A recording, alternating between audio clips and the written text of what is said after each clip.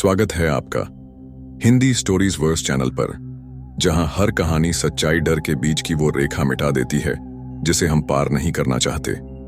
चलिए शुरू करते हैं इस कहानी को। शहर की भागती जिंदगी से कुछ दूरी पर बेंगलोर के एक पुराने कोने में एक ऐसी गली थी जहां दिन के उजाले भी सहमे सहमे उतरते थे। मैं ईशान अग्रवाल, 25 साल का सॉफ्टवेयर इंजीनियर, अपनी नई नौकरी के पहले दिन उस गली के आखिरी छोर पर खड़ा था। मेरे हाथ में एक चाबी थी और सामने खड़ा था एक पुराना लंबा स्याह रंग का बंगला, 47 नंबर। ऑफिस ने अस्थायी रूप से रहने के लिए यह बंगला दिया था। सीनियर ने मजाक में कहा था, थोड़ा हॉन्टेड टाइप है, लेकिन ब्रॉडबैंड तेज चलता है तो तू सेट हो जाएगा। मैं हंसकर रह गया था, लेकिन उस समय तक मुझे अंदाजा नहीं था कि मैं सिर्फ बंगले में नहीं, किसी ऐसे चक्र में दाखिल होने जा रहा हूं जहां से लौटना नामुमकिन होगा। बंगले का गेट झंग लगा था, लेकिन जैसे ही मैंने उसे छुआ, वह खुद ब खुद धीरे से चरचराता हुआ खुल गया। अंदर से एक ठंडी हवा का झोंका आया और ऐसा महसूस हुआ जैसे किसी ने मेरे कानों में फुसफुसाकर कहा हो, वापस जा। मैं रुक गया, सांसें थम गईं, लेकिन फिर खुद को समझा लिया कि यह सब मेरे मन का वहम है। शहर की कहानियां अक्सर उन जगहों के लिए बनती हैं जिन्हें लोग भूल चुके होते हैं, और शायद ये बंगला भी उन्हीं में से एक था। बंगले के अंदर घुसते ही अजीब सी नमी और सीलन की गंध नथुनों में समा गई। लकड़ी की सीढ़ियां, दीवारों पर झूलते जालें, पुराने पर्दों से छनकर आती धूल भरी धूप, सब कुछ जैसे ठहरा हुआ था, जमे हुए समय की तरह। लेकिन सबसे अजीब था मुख्य हॉल में लगा एक बड़ा शीशा जो एकदम चमक रहा था, जैसे कोई रोज उसे साफ करता हो। बाकी सब जगह धूल की परतें जमी थीं, पर वो शीशा ऐसे दमक रहा था जैसे अभी अभी किसी ने पोंछा हो। मैंने हंसते हुए कहा, शायद बंगले का भूत ओसीडी से पीड़ित है, लेकिन दिल के कोने में एक अजीब सी सनसनी महसूस हो रही थी, जैसे मैं अकेला नहीं हूं यहां। मैंने चाबियां रखी, बैग एक कोने में डाला और लाइट्स ऑन करने गया। सरप्राइजिंगली बिजली चल रही थी। रात होते होते सब ठीक लगने लगा, मानो डर सिर्फ दिन की बातें थीं। रात के करीब 1:15 बजे मेरी नींद खुली, बिना किसी वजह के। फोन उठाया, स्क्रीन चमकी और नोटिफिकेशन था, new audio recording saved 1:13 AM। मैंने रिकॉर्डिंग प्ले की। शुरुआत में सिर्फ सरसराहट, फिर एक धीमी सी आवाज, और फिर एक लड़की की फुसफुसाती आवाज, क्यों आ गया? यहां तो सिर्फ परछाइयां बची हैं, तू भी बन जाएगा। फिर सन्नाटा। मेरी रीढ़ में ठंडक दौड़ गई। मैंने तुरंत चेक किया, फोन लॉक था, कोई रिकॉर्डिंग ऐप नहीं चला था। फिर ये रिकॉर्डिंग कहां से आई? हिम्मत जुटाकर मैं बाथरूम गया, चेहरा धोया, और जैसे ही आईने में देखा, वो अब और करीब था। मैं घबरा गया, दरवाजा बंद कर दिया और लाइटें जलाए बिना ही वापस बेड पर जाकर लेट गया। आंखें बंद करने की कोशिश की, लेकिन नींद जैसे मुझसे कोसों दूर भाग गई थी। सुबह उठकर मैंने अपने कलीग अंकित को कॉल किया। कॉल कनेक्ट हुआ, उधर से आवाज आई, हेलो। मैंने कहा, भाई ये बंगला सही नहीं है, कुछ बहुत अजीब हो रहा है यहां। कुछ सेकंड की चुप्पी के बाद उधर से जवाब आया, ईशान तो मर गया था उस बंगले में, तू कौन है? कॉल कट हो गया। मैंने फोन पटक दिया, शरीर कांप रहा था, आंखें फटी की फटी। क्या ये मजाक था? लेकिन कॉल लॉग में नंबर वही था, अंकित का। मैंने खुद को समझाया, शायद कोई नेटवर्क गड़बड़ है, लेकिन फिर याद आया, रात की वो रिकॉर्डिंग, आईने में वो परछाई, और फिर घर के मुख्य दरवाजे पर लाल रंग में लिखा वो नंबर 47, जैसे कोई मुझे बार बार याद दिला रहा हो कि मैं अब एक घर में नहीं, छाया मंडल में दाखिल हो चुका हूं, जहां वक्त भी थम जाता है और परछाइयां भी नाम पूछती हैं। अगली सुबह हल्की बदहवासी और भारी सिरदर्द के साथ मेरी आंख खुली। सपनों और हकीकत की सीमाएं कुछ धुंधली सी थीं, जैसे रात को जो देखा, सुना और महसूस किया, वह सिर्फ डरावना सपना नहीं, बल्कि उस सच्चाई की पहली झलक थी जिसकी परतें अब धीरे धीरे उतरने लगी थीं। मैंने खुद को संभाला, किचन में गया, चाय बनाने की कोशिश की, पर हर छोटी आवाज पर चौंक जाता, जैसे कोई देख रहा हो। दरवाजों की चरमराहट अब सामान्य नहीं लगती थी, पंखे की आवाज में कोई गूंज छुपी होती थी, और सबसे अजीब, हर चीज जैसे मुझे किसी दिशा की ओर खींच रही थी। खास तौर पर उस पुराने स्टोर रूम की ओर जो पहली मंजिल पर सीढ़ियों के बगल में था। दिन के करीब 11 बजे मैंने आखिर उस दरवाजे को खोला। स्टोर रूम धूल और अंधेरे से भरा था, लेकिन वहां एक चीज साफ थी, एक पुरानी लोहे की संदूक जो आधी खुली थी, जैसे किसी ने हाल ही में उसे छुआ हो। मेरे हाथ कांप रहे थे, पर जिज्ञासा डर से भारी थी। मैंने ढक्कन उठाया। अंदर रखी थी एक पुरानी चमड़े की बंधी डायरी, जिस पर लाल स्याही में नाम लिखा था, अन्वेषा घोष। डायरी पर उंगलियां फेरते ही जैसे एक सर्द लहर मेरी हथेली से होते हुए पूरे शरीर में दौड़ गई। पहली पंक्ति पढ़ी, अगर तुम ये पढ़ रहे हो तो शायद मैं मर चुकी हूं या उस छाया में बदल गई हूं जिसने इस घर को निगल लिया है। दिल जोर से धड़कने लगा।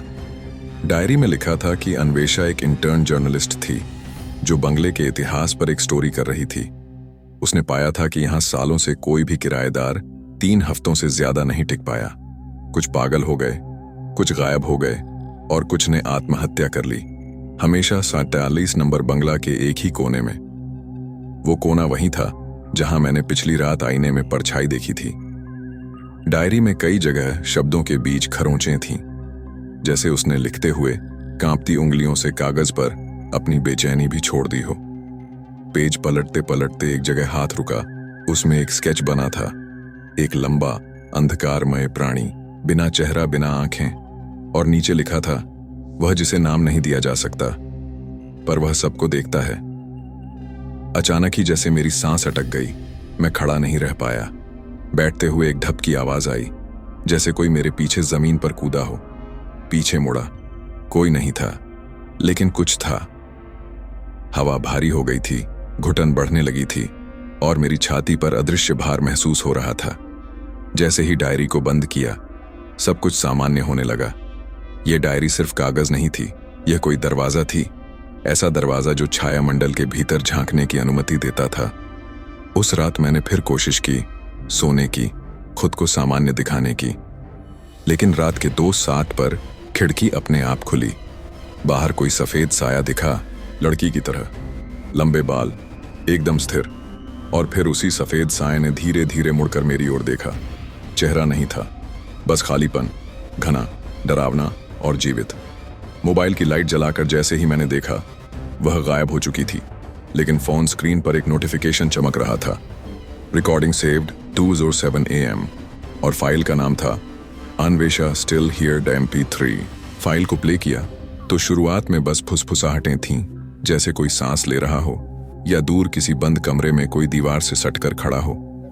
फिर एक जानी पहचानी पर डरावनी आवाज सुनाई दी, अगर कोई सुन रहा है प्लीज मुझे ढूंढो, मुझे वो ले गया है, मैं अब भी यहां हूं। और इसके बाद एक गला रुंधता हुआ चीख, मानो किसी ने किसी को अचानक पीछे से दबोच लिया हो, जैसे एक आत्मा अपनी मौत को दोबारा जी रही हो, बार बार एक दोहराव में फंसी हुई। रिकॉर्डिंग अचानक कट गई और मोबाइल स्क्रीन फ्रीज हो गई, लेकिन एक नई चीज नजर आई। एक पुरानी फोटोग्राफ अपने आप गैलरी में दिखने लगी थी। उसमें एक लड़की खिड़की के पास खड़ी थी, वही सफेद साया जो मैंने पिछली रात देखा था।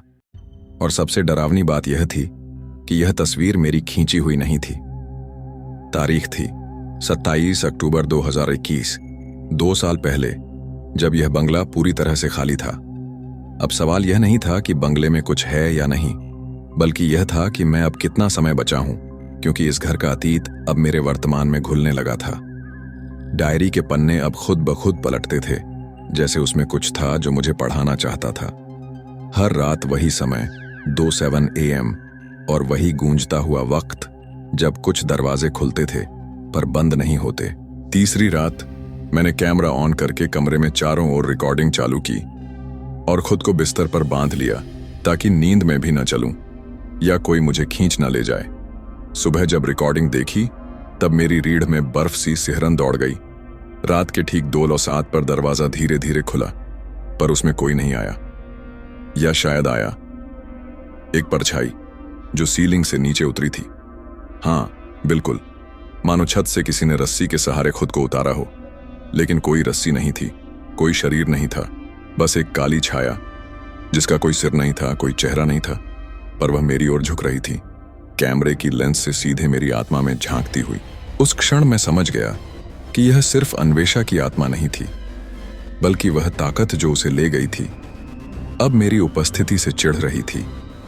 वह चाहती थी कि मैं डायरी को फाड़ दूं, रिकॉर्डिंग्स को मिटा दूं, बंगले से भाग जाऊं, लेकिन अब बहुत देर हो चुकी थी, क्योंकि तीसरी रात के बाद मेरे शरीर पर खरोंचें उभरने लगी थीं।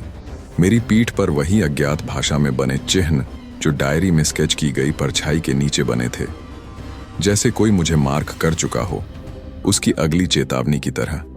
और अब मैं सपनों में नहीं, हकीकत में देखता था। वही साया, वही सांसें, वही बंद आंखों में झांकती गूंज जो कहती थी, तू नहीं बच सकेगा, तू अब कहानी का हिस्सा है। 3 रातों की नींद, 3 बार 207 की घंटी और डायरी के पन्नों से रिश्ते चीखों ने मुझे पूरी तरह बदल दिया था। अब मैं ईशान नहीं था, बल्कि एक ऐसा पात्र बन चुका था जिसे खुद नहीं पता कि वह किसी कहानी को लिख रहा है या उसमें फंस चुका है। डायरी के आखिरी पन्नों में जहां स्याही फीकी पड़ चुकी थी, वहां एक स्केच था, बंगले की एक बनावट, और उसमें एक तीर नीचे की ओर इशारा करता था। Base level, foundation, original room. उसी तीर के नीचे एक शब्द लिखा था, मुखोश काक्ष, नकाबों का कक्ष। घर की हर परत अब मुझे खींच रही थी, जैसे लकड़ी की दीवारों के पीछे कोई दिल धड़क रहा हो, जैसे नींव के नीचे कोई जिंदा दफन चीज अब करवट ले रही हो।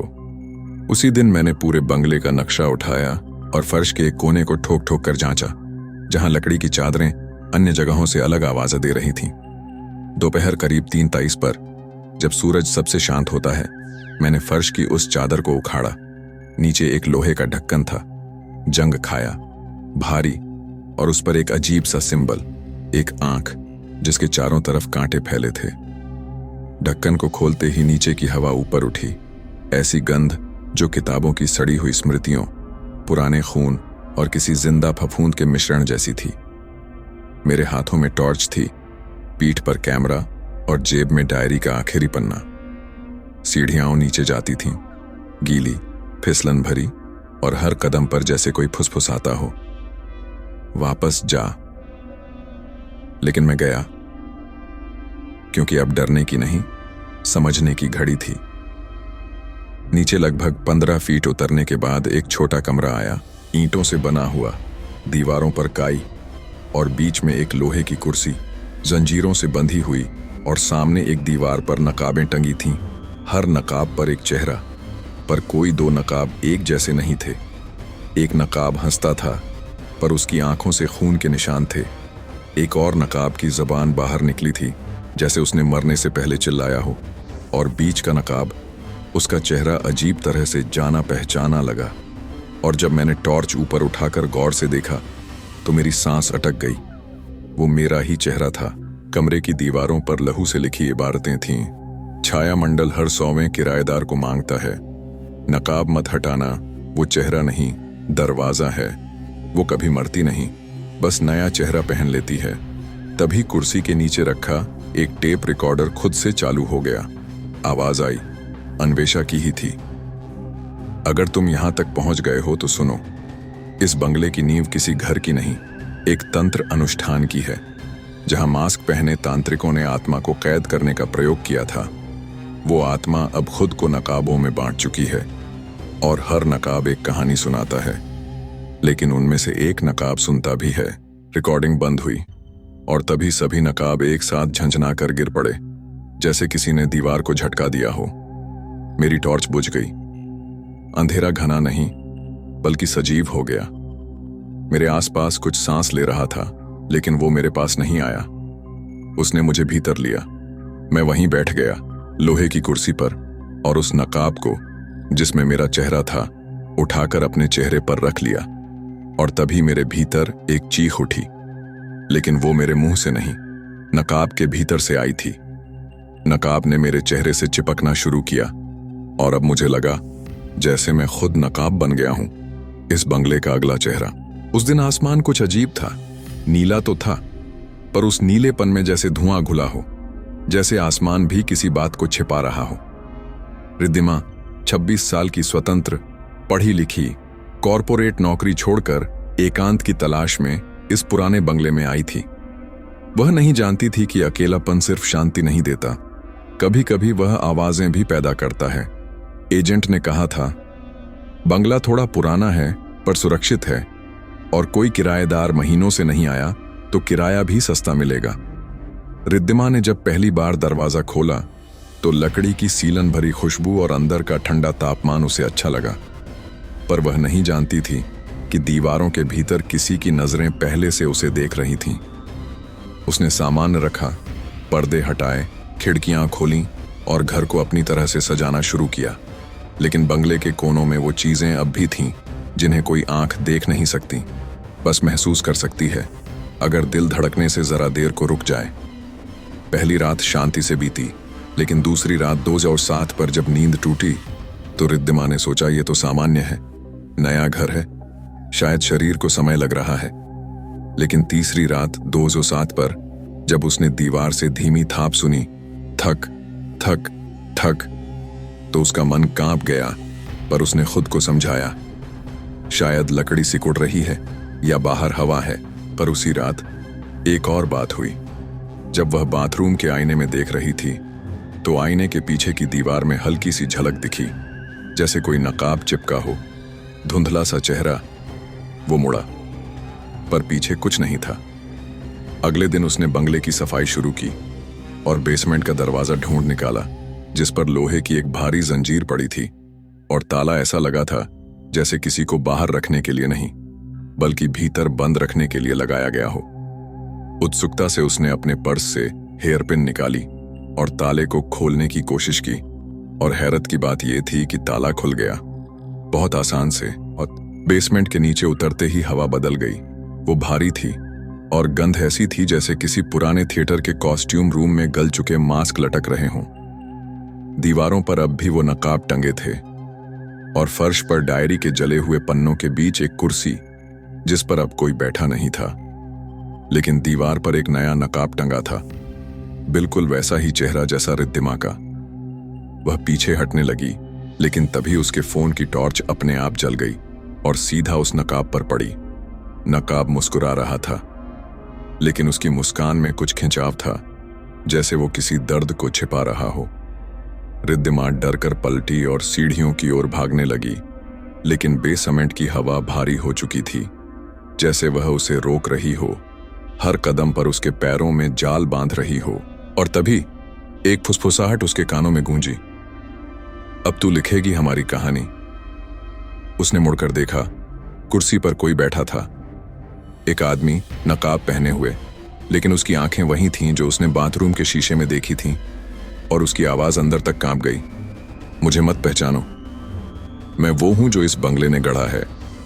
मैं था ईशान, अब मैं बस एक नकाब हूं, और अब तेरी बारी है। तभी नकाबों की दीवार से एक और चेहरा गिरा, धीरे से लुढ़कता हुआ रिद्धिमा के पैरों के पास रुका, और वो नकाब उसका भविष्य था। रिद्धिमा उस नकाब को उठाते ही जैसे समय की एक परत छू बैठी। उसके हाथ में आया चेहरा न सिर्फ ठंडा था, बल्कि किसी पुराने दुःस्वप्न की तरह गीला भी, जैसे उसमें किसी की सांसें अब भी बसी हों। वह कांपती उंगलियों से नकाब को घूर रही थी, और अचानक उसे महसूस हुआ कि कमरे की हवा अब उसके आसपास घूम नहीं रही, बल्कि ठहर गई है, जैसे पूरा बंगला अब सांसें रोककर सिर्फ उसे देख रहा हो। नकाब उसके हाथों में था, लेकिन उसका वजन किसी धातु जैसा भारी नहीं था, बल्कि ऐसा लगा जैसे वह उसकी भावनाओं को पी रहा हो, उसके डर को पी रहा हो। तभी उसके कानों में एक धीमी रेंगती हुई आवाज आई, अगर देखना है तो पहन ले, अगर जानना है तो देख उस पार से। रिद्धिमा ने नकाब को देखने की कोशिश की, लेकिन उसमें खुद का चेहरा अब कुछ और बनता जा रहा था, जैसे किसी और की यादें उसमें उतर आई हों। और जब उसने नकाब को आंखों पर रखा, सब कुछ काला नहीं हुआ, बल्कि उसके सामने वो चीजें दिखने लगीं जो किसी आम आंख को कभी नहीं दिखती। दीवारों पर सैकड़ों छायाएं रेंग रही थीं, सीलन भरी जमीन में कोई चीज धीरे धीरे सांस ले रही थी, और बेसमेंट की छत से उलटे लटकते हुए कई चेहरे चुपचाप उसे देख रहे थे, बिना पलक झपकाए। रिद्धिमा ने चीखने की कोशिश की, लेकिन आवाज उसके गले में जैसे जम गई थी, और तभी सामने वो चेहरा फिर प्रकट हुआ, वही नकाब वाला ईशान। पर अब उसकी आंखों में सिर्फ गहराई नहीं थी, वहां एक भूख थी, एक मांग, एक अनुबंध। ईशान की आवाज गूंजती नहीं थी, वह रिद्धिमा के दिमाग में गूंजती थी। यह घर कहानियों का नहीं, अधूरी आत्माओं का है। हर नकाब एक कहानी है और हर कहानी को सुनने वाला चाहिए। तू अब लिखेगी वो सब जो कभी कहा नहीं गया। रिद्धिमा डर के मारे पीछे हटना चाहती थी, लेकिन उसके पैर उस ठंडी जमीन में जैसे जड़ हो चुके थे। ईशान आगे बढ़ा और अपने नकाब को धीरे से उतारा। उसके चेहरे पर कुछ नहीं था, एक खाली गड्ढा था जहां चेहरा होना चाहिए था। उसने कहा, हम सब ने अपने चेहरे छोड़ दिए ताकि कोई हमें देख ना सके, पर तू अब देख चुकी है, अब तू बच नहीं सकती। फिर अचानक दीवारें हिलने लगीं, नकाब फर्श पर गिर पड़ा और उसमें से निकलती चीखें कमरे को थर्रा गईं और हर नकाब से एक एक आत्मा बाहर निकलने लगी, जैसे सदियों से किसी ने उन्हें बंद कर रखा था। वो आत्माएं रिद्धिमा के चारों ओर गोल घेरा बनाकर खड़ी हो गईं। उनकी आंखें नहीं थीं, लेकिन वे सब उसकी आत्मा को देख रही थीं।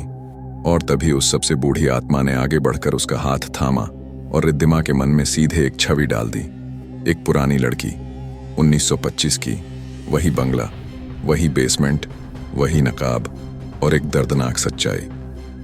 तू रिद्धिमा नहीं, तू वही है जो उस रात अधूरी रह गई थी। तू लौट आई है अपना अधूरा अंत लिखने। रिद्धिमा का दिमाग अब ज्वालामुखी की तरह फटने को था। वह चिल्लाई, मैं कोई कहानी नहीं, मैं इंसान हूं। लेकिन ईशान मुस्कुराया। इंसान वो होते हैं जिनके पास विकल्प हो, और तू अब बस एक पात्र है, छाया मंडल की अगली कड़ी। तभी दीवार पर लगी घड़ी अपने आप चलने लगी। 2:07, वही समय, वही दरवाजा खुला और रिद्धिमा के शरीर से हल्की भाप निकलने लगी, जैसे आत्मा अब शरीर छोड़ रही हो। कमरे में फिर एक चुप्पी छा गई और अगले ही पल रिद्धिमा जमीन पर बेसुध गिरी थी और दीवार पर एक नया नकाब टंग गया था। रिद्धिमा का नकाब। 3 दिन बीत चुके थे रिद्धिमा को उस बंगले में गए हुए, और जब उसकी मां ने फोन पर कोई जवाब न मिलने पर पुलिस को खबर दी, तो स्थानीय अधिकारी एक रूटीन जांच के लिए छाया बंगले पर पहुंचे। वो बारिशों से भीगी दीवारें, काई की गंध और वो भारी दरवाजा किसी भी आम आदमी को घुसने से पहले 2 बार सोचने पर मजबूर कर देता।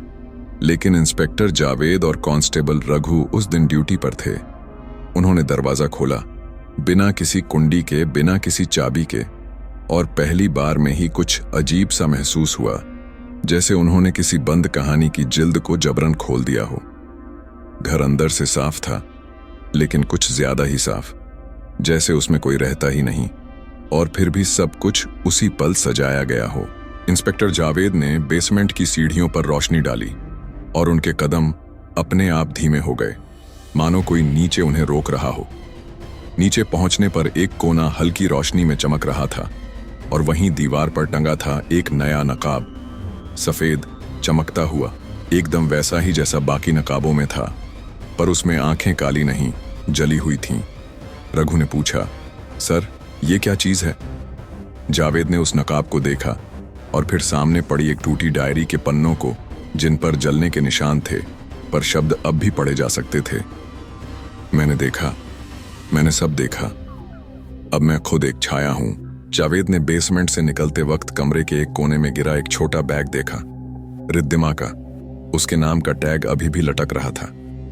रिपोर्ट लिखी गई, रिद्धिमा को गुमशुदा मान लिया गया, लेकिन उसकी डायरी का आखिरी पन्ना कभी थाने नहीं पहुंचा। जावेद ने उसे अपनी जेब में रख लिया था। वो कागज अब भी गर्म था, जैसे हाल ही में लिखा गया हो। उसी शाम बंगले के बाहर एक नई गाड़ी रुकी। एक युवा लेखक, अनिर्बान चक्रवर्ती, जो शहर की भागदौड़ से दूर एकांत में अपनी अगली हॉरर नॉवेल लिखना चाहता था। उसे इस बंगले का नाम किसी पुराने ऑनलाइन ब्लॉग में मिला था, द हाउस ऑन 99 स्टोरी फसेज, और वह इसके रहस्य से आकर्षित हो गया था। उसे न किराया लगा, न दस्तावेज, न ही कोई एजेंट। बस एक ईमेल आया जिसमें लिखा था, घर तुम्हारे शब्दों को इंतजार कर रहा है। अनिर्बान ने यह सोचकर अपना बैग उतारा कि उसे सस्ता और शांत घर मिल गया है, लेकिन पहले ही रात जब वह अपनी टाइपराइटर सेट कर रहा था, दीवार से एक धीमी आवाज आई, तेरे शब्दों में जान है, पर क्या तू उन्हें सह पाएगा? पहली बार अनिर्बान ने सोचा शायद वह थका हुआ है, लेकिन जब उसने टाइपराइटर चालू की, उसकी उंगलियों ने जो पहली लाइन टाइप की वह उसकी नहीं थी। मैं रिद्धिमा हूं, मैं अभी भी यहीं हूं। अनिर्बान चौंका। उसने रिबन निकाला, देखा कि उस पर खून के छींटे थे, ताजे, गाढ़े, लाल। तभी बेसमेंट की सीढ़ियों से धीमी तालियों की गूंज आई और उसे एहसास हुआ कि वह अब अकेला नहीं है। अगले ही पल सामने की दीवार पर टंगी पेंटिंग से एक और नकाब उभर आया और उसकी आंखों से लहू बहने लगा। अनिर्बान का दिल धड़कने लगा, पर उसने खुद को समझाया, मैं डर के लिखता हूं, डर से नहीं। उसने अपनी डायरी निकाली और लिखना शुरू किया। पहले किराएदार ने देखा, दूसरी ने सुना, तीसरा अब लिख रहा है और छाया मंडल ने एक नया चेहरा जोड़ लिया, इस बार लेखक का। अनिर्बान को बंगले में आए तीसरी रात हो चुकी थी, लेकिन नींद जैसे उससे रुठ गई थी। उसके सपनों में अब शब्द नहीं, चीखें बजती थीं और हर नींद टूटने पर उसकी आंखें बेसमेंट की सीढ़ियों की ओर घूरतीं, जैसे वहां कोई बैठा इंतजार कर रहा हो, कलम थामे, पन्ना फैलाए। तीसरे दिन सुबह उसने तय किया कि अब जो कुछ भी हो रहा है उसे डायरी की शक्ल में लिखेगा, एक कहानी जो सच्चाई और कल्पना के बीच की महीन रेखा पर चलेगी।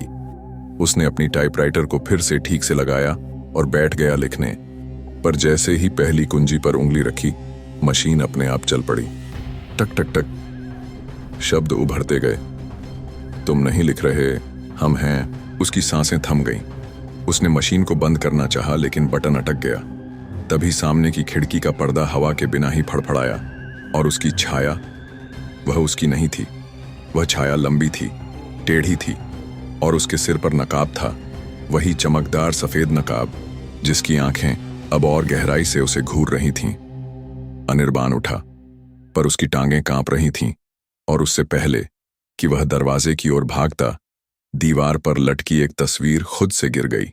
वह तस्वीर किसी और की नहीं, रिद्धिमा की थी और नीचे लाल स्याही में लिखा था, मैंने भी शब्दों से शुरू किया था, फिर आवाजें बन गईं, फिर साया, फिर नकाब। अनिर्बान का गला सूख गया और तभी उसे लगा जैसे कोई उसकी पीठ पर फूंक मार रहा है।